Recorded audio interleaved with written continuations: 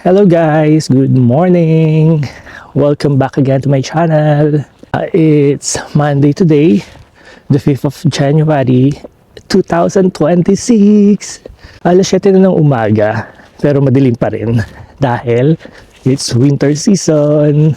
Ganyan naman talaga pag winter season. Sobrang matagal ang sikat ng araw, pero ang bilis lumubog ng araw pagdating ng hapon. Sumisikat ang araw ngayon is mga past 8 o'clock na ng umaga. Usually 8:15, 8:30. Midilim na ng mga alas 4 ng hapon.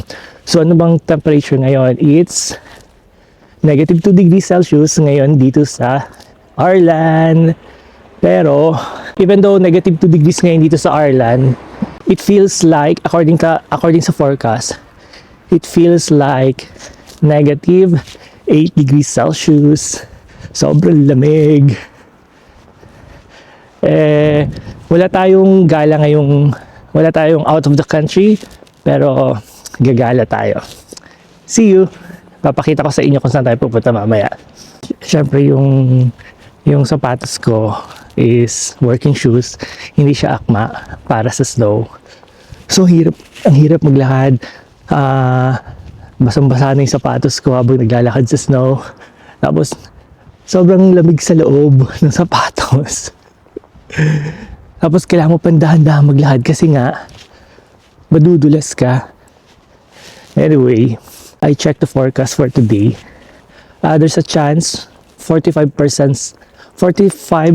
chance na mag-snow, pero mamayang gabi. Pero I doubt it kasi alam mo nyo naman dito sa Ireland, pabago-bago ang forecast. Anyway, pakita ko sa inyo kung gaano kalamig dito. Tingnan nyo naman yung sasakyan, balot na ng ice.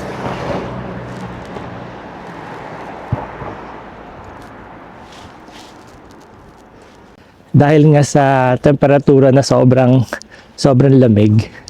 Anyway, wala tayong out of the country ngayong araw na to, pero gagala tayo dahil nga nakita natin na sobrang baba ng temperature ngayon. Subukan na rin nating namnamin kung gaano ba kasarap or magsisisi ba tayo na lumabas tayo ng bahay na sobrang lamig. Sige, pero actually ang plan natin ngayon is pumunta ng Dalkey. Pero papakita ko sa inyo mamaya kung saan tayo pupunta. Sobrang lamig ngayon. Tapos nakalimutan kong dalhin yung gloves ko. Kaya pala parang paglabas ko kanina parang may kulang. Nanginginig yung mga daliri ng kamay ko. Ang lamig!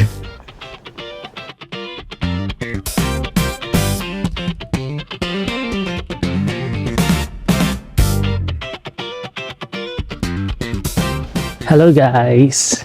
Andito tayo ngayon sa Dalkey.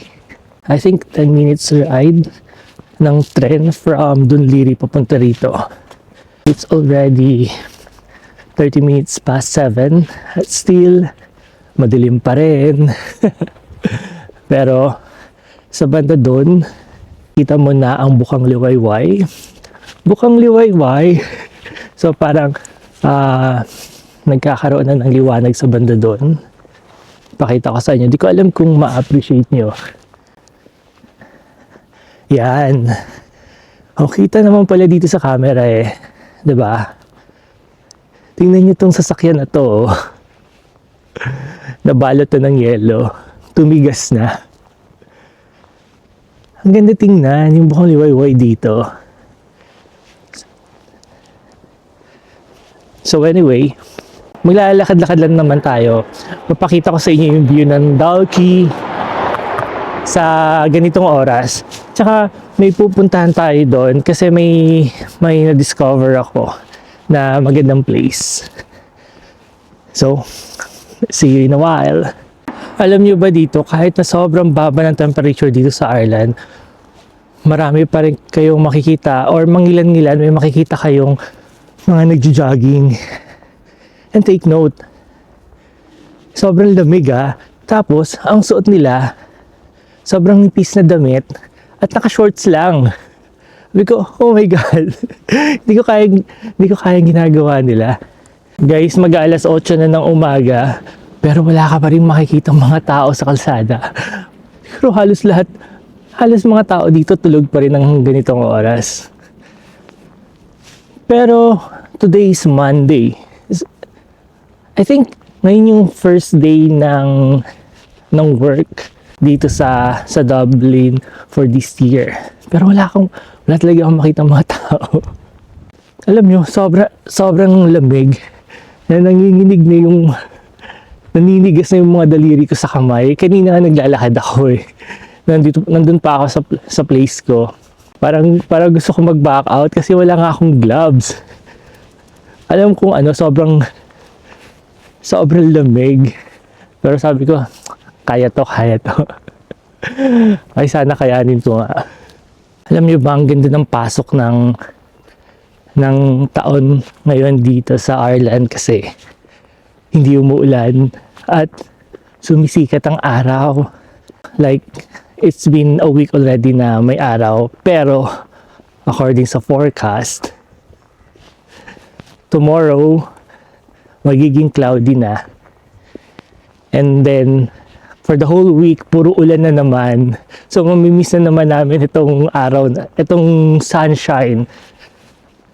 Pero kahit naman may araw, hindi mo ramdam yung sikat ng araw dahil sa lamig ng panahon. So, malapit na tayo. Akit tayo ng parang hill siya dito. Pero park siya sa tuktok. Tapos kitang-kita mo 90 degrees yung Dalkey. So parang ang ganda nung spot kasi kita mo yung Bukang Liwayway. And then meron kang makikita dong parang nakaturo kung nasa ng north, east, south, and west. Excited na ba kayo?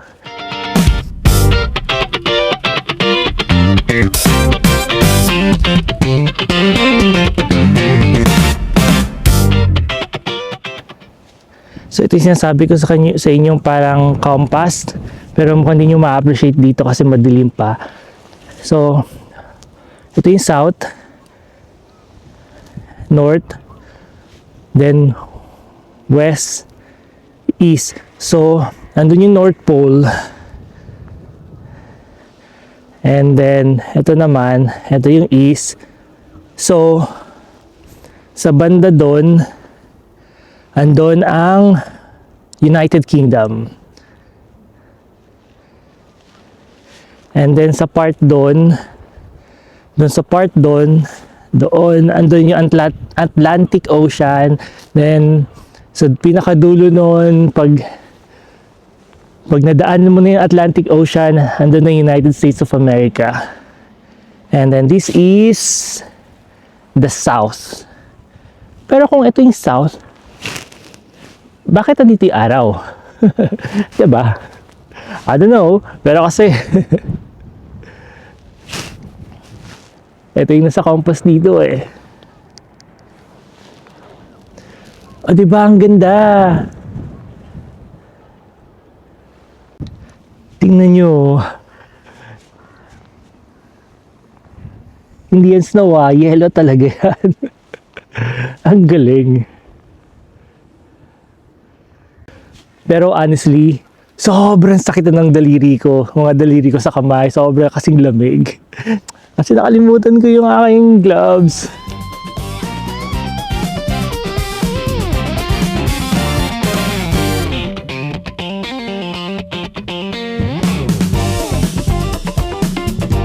Diba?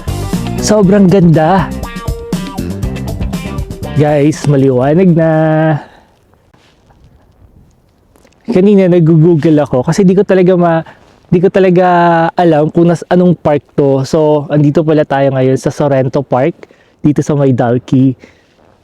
Para siyang hill. So, aakyat ka talaga ng hill. Pero hindi naman siya ganun kataas na hill. So, andito ako ngayon sa tuktok ng hill. At Kasi hindi siya ganoon kataas kasi tingnan niyo naman yung mga bahay. Kitang-kita mo yung tuktok ng bahay. Ayan o. Yan, mga bahay yan.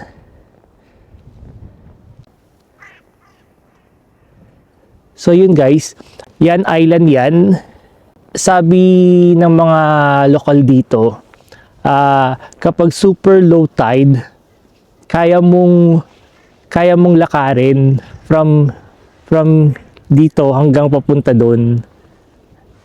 As in, lumalabas daw talaga yung lupa dyan. Sabi nung mga nakausap kong mga ilang mga lokal dito. Pero, usually, sobrang dalang lang naman daw yon. Pero, may mga nare-rent daw ng mga boat para puntahan niyo yung island na yan. Then, roughly 20 euros daw ang babayaran mo para makapunta ka dyan. Then, you have 1 hour para i-tour yung buong island na yan. Then, ibabalik ka na dito ng boat. Pero kung sa tingin mo is hindi pa sapat yung 1 hour na pag-iikot-ikot mo dyan at gusto mo pang manatili, mag-aantay ka ulit ng panibagong 1 oras. Kasi doon pa yung time na darating yung next batch ng boat. Ang ganda talaga. Ang di ko lang ma-appreciate talaga dito is yung sobrang lamig. Nakalimutan ko talaga yung aking gloves. Nagnanab na yung aking mga daliri.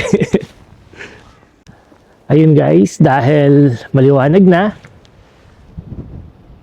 bababa na tayo dito sa hill na to, dito sa park. Di ko alam kung saan tayo ngayon pupunta. Kung uuwi na ba tayo o maghanap tayo ng ibang place na mapupuntahan. Baka later na ako mag-vlog kasi sobra talagang nanginginig na yung mga daliri ko at naninigas na sa sobrang lamig. So, see you! As you can see, may araw na. Hindi na ako naman problema dahil naninigas yung mga daliri ko. Dahil ramdam ko na yung sikat ng araw. Kaya lang, para akong bulol. Malamig pa kasi. Tsaka, ang sakit ng paa ko. Para akong naglalakad sa yelo. Yung sapatos ko kasi, hindi akma. Para sa malambig na kalsada, tingnan nyo naman yung kalsada. Ayan o. Yellow. Kaya ramdam ko yung lamig sa paa ko. Kanina nga nag-jogging na ako kasi di ko na kaya yung lamig sa paa. Para lang uminit yung binti ko. Sa sobrang lamig. Hindi ko maibuka ng maayos yung big ko. Tsaka para akong blul magsalita. Ganito talaga ako kapag sobrang lamig. Naalala ko nung parang first few days ko dito sa Ireland. Sobrang lamig talaga. Tapos habang nagsasalita ako, kasama ko yung mga kaibigan ko. Kapag nagsasalita ako, para akong bulol. Para akong nag-slurred speech. Ang sarap talaga ng araw. Anyways, naglakad-lakad lang ako. Then, I'm heading home na rin. Dahil gutom na ako. At pagod na sa kakalakad. So, I hope nagustuhan niyo itong vlog natin. See you next time. Bye-bye!